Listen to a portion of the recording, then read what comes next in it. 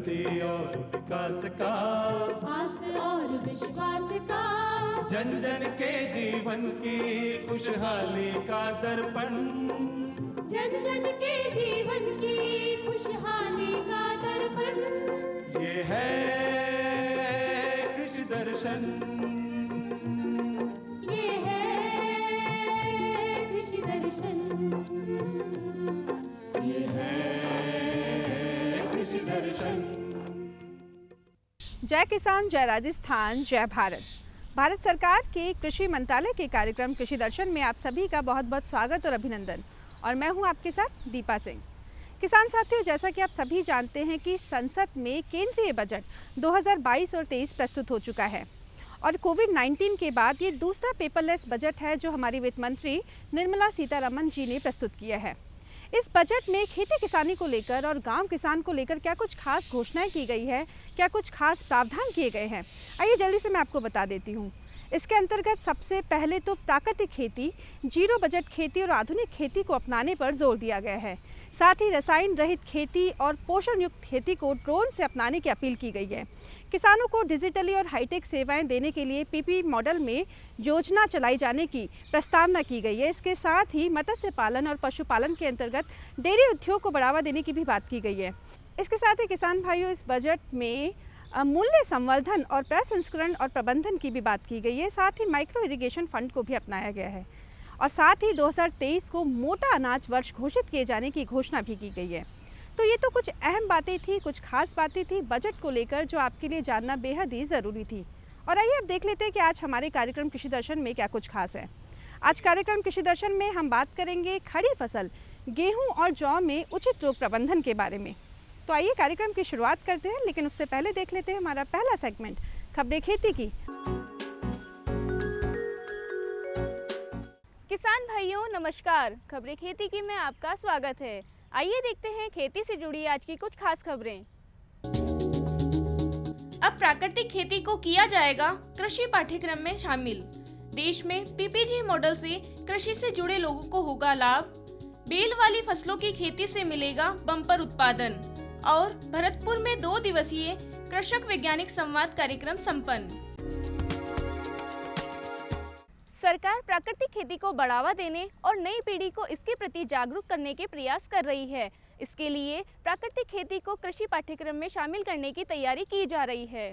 देश में प्राकृतिक खेती को बढ़ावा देने और नई पीढ़ी सहित किसानों को इसके प्रति जागरूक करने के लिए सरकार प्राकृतिक खेती को कृषि पाठ्यक्रम में शामिल करने की योजना बना रही है। राज्यसभा में सरकार ने कहा कि सरकार 2020-21 के दौरान परंपरागत खेती की उप योजना के रूप में शुरू की गई भारतीय प्राकृतिक कृषि पद्धति के माध्यम से प्राकृतिक खेती को बढ़ावा दे रही है। इसके अलावा प्राकृतिक खेती सहित पारंपरिक और स्वदेशी प्रथाओं को बढ़ावा देने के लिए कृषि विकास योजना चला रही है। केंद्रीय कृषि और किसान कल्याण मंत्री नरेंद्र सिंह तोमर ने राज्यसभा में एक प्रश्न के लिखित उत्तर में कहा कि भारतीय कृषि अनुसंधान परिषद ने स्नातक और स्नातकोत्तर स्तर पर प्राकृतिक खेती के पाठ्यक्रम को विकसित करने के लिए एक समिति का गठन किया है।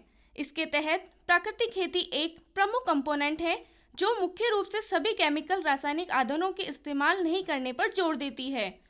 साथ ही इस तकनीक में बायोमास मल्चिंग, गाय के गोबर मूत्र योगों के उपयोग पर जोर दिया जाता है। इसके अलावा फार्म वेस्ट के इस्तेमाल और बायोमास के रिसाइकलिंग को बढ़ावा देती है। सरकार कृषि से जुड़े लोगों को लाभ पहुंचाने के लिए प्रयास करती आ रही है। इसी क्रम में कृषि को और अधिक मजबूत करने के लिए सरकार पीपीजी मॉडल लेकर आई है। इससे कृषि से जुड़े लोगों को ज़्यादा लाभ मिलेगा। देश में अब सरकार रसायन मुक्त खेती के लिए पब्लिक प्राइवेट गौशाला मॉडल के तहत गौशालाओं को सीधे नर्सरी और खेत को जोड़ने जा रही है। इस योजना का नाम पीपीजी मॉडल होगा। इसके तहत किसानों को सस्ती दर पर जैविक खाद मिलेगा और इससे जुड़ी गौशालाओं की आय भी बढ़ेगी। देश के कई राज्यों में इस मॉडल पर पहले से कार्य हो रहा है। पीपीजी योजना में सरकार और निजी क्षेत्र की मदद से गौशालाओं को सीधे नर्सरी और खेत को जोड़ा जाएगा। इससे किसानों, पशुपालकों और गौशालाओं को लाभ होगा। गौशालाओं से किसानों को जोड़कर जैविक खाद उपलब्ध करवाई जाएगी। इससे रसायन मुक्त खेती का रास्ता आसान होगा और गौशालाओं की आय में भी वृद्धि होगी, जिससे देश में गौशालाएं और भी आत्मनिर्भरता की ओर बढ़ेगी। इस योजना में सरकार का उद्देश्य है कि किसान को सस्ता और अच्छी गुणवत्ता का खाद मिले, ताकि कीटनाशक और रासायनिक खाद से खेती को मुक्ति मिले, जिससे पर्यावरण की रक्षा हो, लागत भी कम आए और उत्पादन भरपूर मिले। मौसम के हिसाब से की जाने वाली खेती हमेशा लाभदायक होती है। इस दौरान खेती करने से मुनाफा भी अधिक मिलता है। इस मौसम में बेल वाली फसलें उगाकर आप बम्पर उत्पादन ले सकते हैं। सर्दियों के मौसम में बहुत सी सब्जियां उगाई जाती हैं, लेकिन बागवानी विभाग के विशेषज्ञों ने किसानों को बेल वाली फसलें उगाने की सलाह दी है। इनमें तोरई, लौकी और टमाटर जैसी फसलें प्रमुख हैं। उन्होंने कहा कि किसान इन फसलों की खेती से अधिक मुनाफा प्राप्त कर सकते हैं। बेल वाली फसल जैसे लौकी की नर्सरी फरवरी के अंत तक तैयार कर सकते हैं। बाजार से अच्छे भाव लेने के लिए लौकी की अगेती और पछेती खेती करना अधिक लाभदायक माना जाता है। विशेषज्ञों ने कहा कि नर्सरी से तैयार पौधे में लगभग सभी प्रकार के पोषक तत्व देकर एक अच्छा हाइब्रिड लौकी का पौधा तैयार करना चाहिए और पौधों पर 4 पत्तियां आने के बाद उसे खेत में लगा देना चाहिए। वहीं इस तरह की खेती करने पर सरकार तारबंदी के लिए किसानों को अनुदान देती है। बम्पर पैदावार के लिए किसानों को अभी से नर्सरी की तैयारी कर देनी चाहिए। भरतपुर में 2 दिवसीय कृषक वैज्ञानिक संवाद कार्यक्रम का आयोजन किया गया। आयोजन में वैज्ञानिकों ने किसानों को कृषि से संबंधित जानकारियां दी। भरतपुर में कार्यालय परियोजना निदेशक आत्मा ने 2 दिवसीय कृषक वैज्ञानिक संवाद कार्यक्रम का आयोजन किया। इस मौके पर भरतपुर संभाग के संयुक्त निदेशक कृषि देशराज सिंह ने किसानों को वर्तमान में मौसम के बदलते मिजाज के अनुसार फसलोत्पादन करने की सलाह दी। इस दौरान किसानों को संबोधित करते हुए परियोजना निदेशक आत्मा भरतपुर योगेश कुमार शर्मा ने किसानों को वर्तमान समय में प्राकृतिक और जैविक खेती की ओर ध्यान देने की सलाह दी। श्री शर्मा ने कहा कि वर्तमान समय में मानव जीवन में अनेक तरह की बीमारियां पनप रही हैं। इस बीमारियों में मधुमेह, रक्तचाप, मानसिक तनाव देखने को मिल रही है। इनसे बचने के लिए हमें रसायन मुक्त उत्पादन करना होगा और समाज को रोग मुक्त बनाने में अपना योगदान देना होगा। आयोजन में कृषि महाविद्यालय कुम्हेर के अधिष्ठाता डॉक्टर उदयवान सिंह ने कहा कि सौंफ की बुवाई अगर छिड़काव विधि की बजाय सीड्रिल से कुंडों में की जाए तो 2 से 3 सिंचाई करने के बाद करीब 20 क्विंटल प्रति हेक्टेयर उपज प्राप्त की जा सकती है। ऐसी फसल में कीट व्याधि का प्रकोप भी कम होता है, जबकि छिटकवा विधि से बोई गई सौंफ की फसल में 6 से 7 सिंचाई लगती है और कीट व्याधि का प्रकोप भी अधिक होता है। डॉक्टर सिंह ने पॉली हाउस तकनीक, प्रिसीजन फार्मिंग, लो टनल और पोषक तत्व प्रबंधन की भी जानकारी दी। कार्यक्रम में भरतपुर जिले के प्रगतिशील और पुरस्कृत कृषकों ने भाग लिया। किसान भाइयों, खबरें खेती की में आज इतना ही। आप देखते रहिए कृषि दर्शन। नमस्कार। किसान भाइयों, कार्यक्रम में एक बार फिर आप सभी का बहुत बहुत स्वागत है। किसान भाइयों, आज हम बात करेंगे खड़ी फसल गेहूं और जौ में उचित रोग प्रबंधन के बारे में। जैसा कि आप सभी जानते हैं कि गेहूं और जौ ये दोनों ही महत्वपूर्ण फसलें हैं और दोनों की ही बाज़ार में मांग भी ज़्यादा है। लेकिन कई बार ऐसा होता है कि इन फसलों का उत्पादन ज़्यादा नहीं हो पाता या उपज ज़्यादा नहीं हो पाती। उसका कारण होता है रोग और बीमारियां लगना। तो कैसे हम अपनी फसलों का उत्पादन बढ़ाएं, किस तरह से हम उपज बढ़ाएं और कैसे हम उचित रोग प्रबंधन को अपनाएं, आज इस विषय पर हम कार्यक्रम में चर्चा करेंगे। और आज इस विषय पर जानकारी देने के लिए आज कार्यक्रम में हमने आमंत्रित किया है हमारे आज के इस विषय के खास विशेषज्ञ डॉक्टर प्रदीप शेखावत जी को। डॉक्टर प्रदीप शेखावत जी अभी वर्तमान में एसोसिएट प्रोफेसर है रारी में। सर, आपका हमारे कार्यक्रम कृषि दर्शन में बहुत बहुत स्वागत और अभिनंदन। नमस्कार जी, राम राम। डॉक्टर साहब, अभी जैसा कि हम सभी जानते हैं कि वर्तमान में अभी जो बजट है वो प्रस्तुत किया गया है और बजट में कुछ खास घोषणाएं भी की गई हैं, जैसे जीरो बजट खेती पर बात की गई है या फिर पोषण युक्त खेती की बात की गई है। इसके अलावा माइक्रो इरिगेशन फंड को भी बढ़ाया गया है और मोटा अनाज जो है उसको 2023 को मोटा अनाज वर्ष घोषित किए जाने की घोषणा भी की गई है। एक कृषि वैज्ञानिक के तौर पे, एक शिक्षाविद के तौर पे आपका क्या कहना है कि ये बजट हमारे किसानों के लिए कितना सार्थक है, कितना कारगर है? इसके बारे में संक्षेप में बताइए। निश्चित रूप से किसान भाइयों के लिए वरदान बहुत ही अच्छा साबित होगा, क्योंकि किसान भाई खुद समझ रहे हैं इस बात को लंबे अनुभव के बाद में कि हमारी खेती टिकाऊ कैसे रहे। हम जब तक रसायनों के ऊपर निर्भर रहेंगे खेती में, तो हमारी जो भूमि की जो दशा है वो दिनों दिन बिगड़ती जा रही है।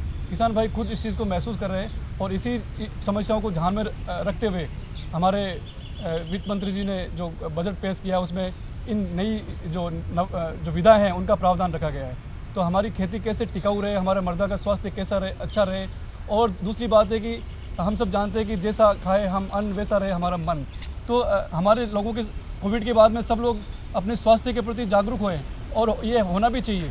तो हमारा अन्न के अंदर यदि ताकत रहेगी, हमारा अन्न यदि पौष्टिक रहेगा, हमारा उत्पाद यदि पौष्टिक रहेगा, तो न केवल हम स्वस्थ रहेंगे और बल्कि ऑर्गेनिक फार्मिंग से हमारी ज़मीन की जो दशा है वो भी सही रहेगी। और हमारे पास में संसाधन वो बहुत सीमित है। इन सीमित संसाधनों से हम अभी नई जो तकनीकी है उनका समावेश करके हम कैसे किसान का उत्पादन बढ़ा सकते हैं, कैसे किसान की आय बढ़ सकती है, वो चीज़ें सब इस जो योजना है उनसे आने वाली है। डॉक्टर साहब, आपने अभी बहुत ही अच्छी बात करी कि जैसा खाए अन्न और वैसा रहे मन। और अन्न के अंतर्गत आता है हमारा गेहूं और जौ भी। और अभी इस समय गेहूं और जौ की जो खड़ी फसल है उसमें हम उचित रोग प्रबंधन की बात करते हैं। तो ऐसे कौन कौन से रोग हैं जो अभी लगने की संभावना है या लगे हुए हैं, उसके बारे में हमारे किसानों को बताइए। किसान भाइयों, गेहूँ और जौ के जो प्रमुख रोग हैं उनमें हम इनको 3 भागों में व्यक्त कर सकते हैं। पहले वो रोग जिनके लक्षण हमें पत्तियों पर दिखाई पड़ते हैं या उनके तनों पर दिखाई पड़ते हैं। दूसरे उस प्रकार के रोग जो बालियों में जिनका लक्षण दिखाई देता है। और तीसरा रोग जड़ों में दिखाई देते हैं। तो सबसे पहले हम बात करते हैं कि जो पत्तियों पर लगने वाले रोग हैं उनमें सबसे प्रमुख है रोली रोग। तो अभी आप देख रहे हैं कि इस बार ठंड बहुत ज़्यादा रही है और वातावरण में बहुत नमी रही है। तो गेहूँ और जौ की फसल में 3 तरह की रोली रोग लगते हैं। एक तो पीली रोली रोग होता है, एक भूरी रोली रोग होता है और एक काली रोली रोग होता है। लेकिन हमारा जो राजस्थान का क्षेत्र है, जो मैदानी क्षेत्र है भारत का, जहाँ पे गेहूँ और जौ की फसल प्रमुखता से ली जाती है, उनमें पीली रोली रोग और जो भूरी रोली रोग है प्रमुखता से आती है। तो सबसे पहले बात करते हैं पीली रोली रोग का। तो ये बिल्कुल सही समय है, इस मौसम में पीली रोली रोग लगने की संभावना पूरी है। तो किसान भाई सबसे पहले उसका पहचान कैसे करें। तो आप किसान भाई आप देखेंगे कि इस रोग के प्रकोप होने से ये कवकजनित रोग है। पत्ती के ऊपर आपको एक जो नारंगी रंग के फफोले दिखाई देंगे और वो इस प्रकार से बने होंगे जैसे हमारे कोई मोटे कपड़े पे बड़ी बड़ी मोटी मोटी सिलाई की हुई है, ऐसे धारी में होता है। इसलिए इसको हम स्ट्राइप डिजीज़ भी बोलते हैं अंग्रेजी के अंदर। तो ये पीली रोली रोग है और इसमें आप देखेंगे कि पत्ती के ऊपर हल्दी जैसा काला जो पीला पीला पाउडर है वो निकलता रहता है। तो ये पीले पाउडर वो फंगस के बीजाणु होते हैं और यही बीजाणु हवा के माध्यम से एक पौधे से दूसरे पौधे में, एक खेत से दूसरे खेत में और यहाँ तक कि एक गांव से दूसरे खेत में हवा के माध्यम से जाके और फसल को रोगग्रसित करते हैं। दूसरी बात हम करते हैं जो बाली में लगने वाली बीमारियाँ। तो ये किसान भाइयों इसके जो लक्षण दिखेंगे जब बाली निकलेगी गेहूँ और जौ की, उस समय आप जानेंगे। और किसान भाई अच्छे से जानते हैं इन बीमारियों को। इनको किसान अपनी लोकल भाषा में काग्या के रूप से काग्या रोग बोलते हैं। और ये कंडवा रोग होते हैं जिसमें देखते हैं कि रोगग्रस्त जो बाली है उसमें दानों की जगह पे जो कवक है उसका काला काला पाउडर भर जाता है और पूरी बाली के अंदर एक भी दाना नहीं बनता है। तो इस प्रकार से इस रोग से बहुत ज़्यादा नुकसान होता है। और अब इन कंडवा की बात करें तो गेहूँ में 2 तरह के कंडवा होते हैं। एक तो होता है जिसको हम अनावर्त कंडवा बोलते हैं, एक आवर्त कंडवा बोलते हैं। अनावर्त कंडवा रोग होता है उसमें किसान भाई देखते हैं कि जो काला पाउडर है वो हवा के माध्यम से उड़ता रहता है और जब आप फसल कटाई करते हैं उस समय वहाँ पे एक डंडी सी बची रहती है और बाकी सारा का सारा जो फूल का जो पार्ट है, जो भाग है, वो सब काले पाउडर के रूप में बदल के उड़ जाता है और वो खेत के अंदर दूसरे जो स्वस्थ बालियाँ हैं उनको संक्रमित करता है। दूसरा जो रोग आता है गेहूँ के अंदर जिसको जो कंडवा की श्रेणी में आता है वो पत्ती कंडवा रोग होता है। तो इसके रोग के लक्षण फसल बुआई के लगभग 55 से 60 दिन के बाद में प्रकट होते हैं। वैसे रोग तो बुआई के साथ ही शुरू हो जाता है बीज के माध्यम से, लेकिन लक्षण प्रकट होते हैं 55-60 दिन में। जब किसान खेत के अंदर घूमता है तो उसकी सफ़ेद धोती या पजामा पहनता है, उसमें जब काले काले स्पॉट लग जाते हैं तब किसान देखता है कि ये क्या हो गया। तब वो झुक के फसल की तरफ देखता है तो उसको लगता है कि मेरे पौधे बीमार हो गए और वो चिंतित हो जाता है। तो जहाँ तक इन कंडवा की बात है, मैंने बताया कि 2 तरह के कंडवा गेहूं में होते हैं, 2 तरह के कंडवा जौ में होते हैं। एक कंडवा जो अनावर्त कंडवा होता है वो दोनों फसल में लगता है। गेहूं के अंदर पत्ती कंडवा लगता है जो जौ में नहीं होता है, और जौ के अंदर एक आवर्त कंडवा रोग होता है जो गेहूं में नहीं होता है। डॉक्टर साहब, आपने सफ़ेद रोली रोग की बात करी, पीली रोली रोग की बात करी, आपने कंडवा रोग की बात करी कि हमारे किसान साथी कैसे इनके लक्षणों को पहचानें। अब बात आती है निदान की, तो किस तरह से हमारे किसान साथी इनमें उचित रोग प्रबंधन करें, उपज को बढ़ाने के लिए ऐसे क्या प्रयास करें, उसके बारे में आप हमारे किसानों को बताइए। देखिए, सबसे पहले हम बात करते हैं रोली रोग के प्रबंधन की।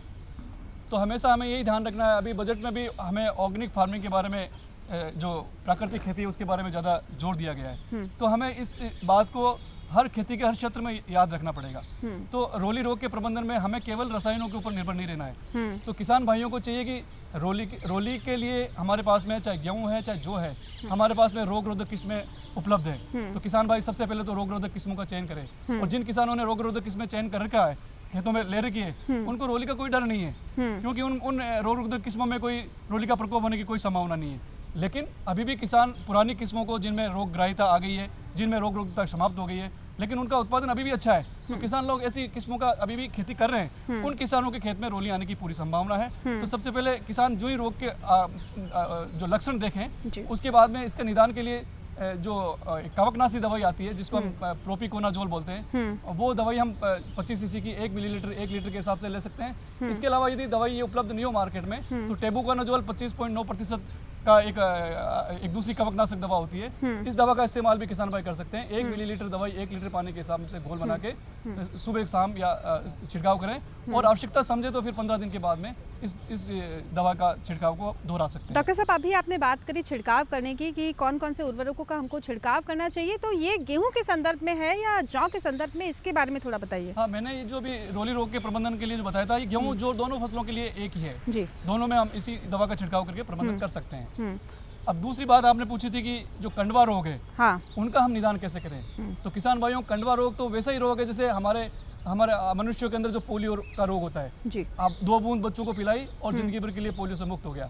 वैसे कि वैसे कंडवा रोगों में यदि हम बीज उपचार करेंगे सही दवा का, तो हम कंडवा रोगों से 100% निदान पा सकते हैं। लेकिन खड़ी फसल में जिस प्रकार पोलियो होने के बाद में कोई निदान नहीं, वैसे खड़ी फसल में कंडवा रोगों का कोई निदान नहीं है।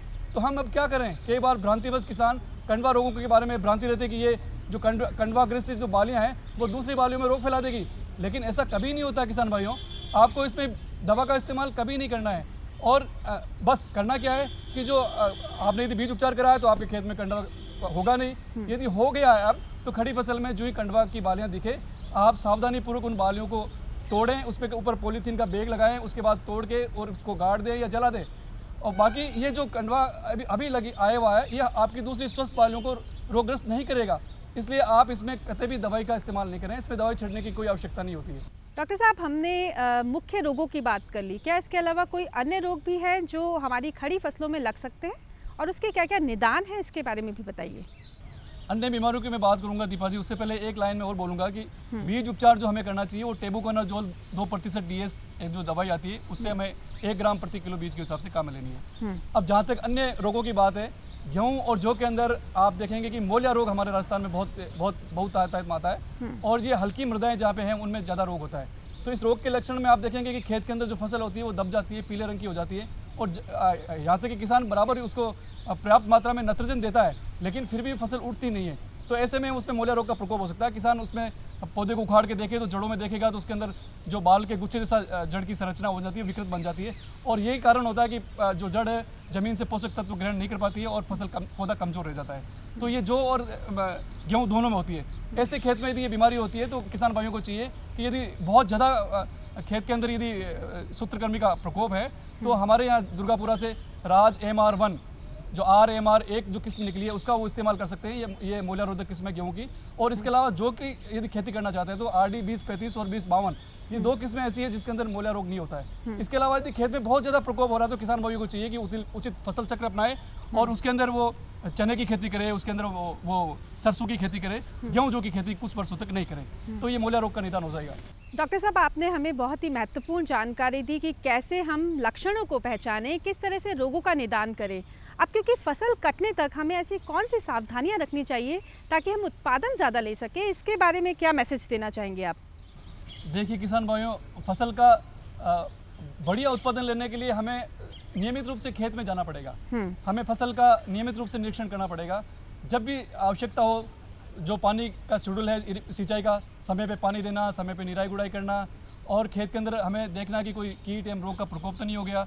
यदि शुरुआत में हम किसी रोग और कीट के प्रकोप के देखते ही हम उसका निदान करते हैं तो आसानी से हो जाएगा। इस प्रकार से हम नियमित रूप से खेत के अंदर निरीक्षण करेंगे, हम फसल के पास में जाएंगे तो हमें स्वतः ही पता लग जाएगा कि फसल को अब क्या चाहिए। तो जो भी हमारी सिफारिश की गई जो प्रैक्टिस है, जो जो बताया गया है कि खेती के लिए, उन सबको हम यदि उनका पालन करेंगे तो निश्चित रूप से किसान अच्छा से उत्पादन ले पाएंगे इसका। किसान साथियों, डॉक्टर साहब ने बहुत ही अच्छी बात करी कि हमें रोगों को पहले से ही पहचान लेना चाहिए ताकि हम उसका सही समय पर निदान कर सकें। इसके साथ ही फसल चक्र को भी अपनाना चाहिए, इसके साथ ही हमको उर्वरकों को भी डालना चाहिए। डॉक्टर साहब, आप हमारे कार्यक्रम में आए और अपने ढेर सारी जानकारियों से हमारे किसान साथियों को अवगत कराया। आपने अपना अमूल्य समय हमें दिया, उसके लिए आपका बहुत बहुत धन्यवाद। किसान साथियों, अभी आप देख रहे थे प्राकृतिक खेती पर लघु फिल्म।